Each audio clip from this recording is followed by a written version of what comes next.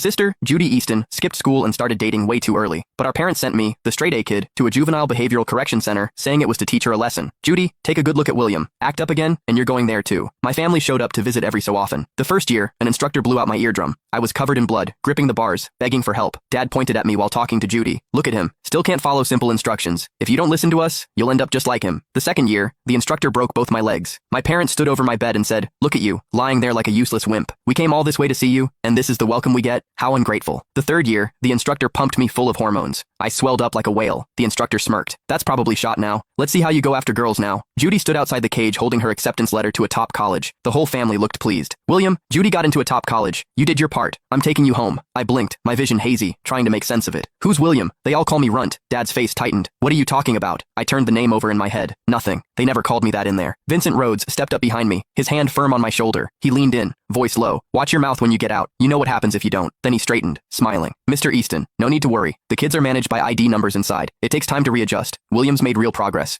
We're going to miss him. Dad's expression eased. All right, let's get him home. He looked at me. You hear that? Your name's William. I'm taking you home. I nodded. Mom reached for my hand. I jerked back, hitting the doorframe. I'm sorry. My knees started to give on instinct. Judy caught my arm. Hey, stand up. You don't have to kneel. She looked nothing like the girl who used to get into fights 3 years ago. Dad patted her shoulder. See, Judy? If you had been this easy back then, I wouldn't have had to spend so much money to send William in your place. His eyes gleamed with satisfaction. One kid gets into a top college, the other gets his attitude straightened out. Worked out pretty well. At the car, I froze. Tight, dark spaces scared me. The seatbelt looked like the straps they used to tie me down. Can I sit in the back? Dad sighed, then nodded. I climbed into the trunk and curled into the corner, burying my face in my knees. When we got home, a banner hung across the living room. Congrats, Judy, on getting into a top college, with welcome home, William underneath. The table was spread with food. Sit. Dad pulled out the chair at the head of the table. I walked over but didn't move. In there, sitting without permission meant getting slapped until your lips split. What are you waiting for? I lowered myself carefully. 30 seconds passed. No one hit me. The utensils shook in my hands. I hadn't touched any in 3 years. We ate off metal trays on the floor, fighting. If you didn't finish in 2 minutes, you got beaten. I set the utensils down, grabbed a rib, and shoved it into my mouth. My lips split, blood mixing with meat. Dad's utensils clattered. William, what are you doing? I shot to my feet. Sir, I'm eating. Enough. He slammed the table. I spent all that money, and this is what you learned? Eating with your hands? I slid off the chair, forehead knocking the table edge. I'm sorry. I'll do better. I dropped to the floor, chewing like a dog. The room went silent. Judy's fork froze. Dad.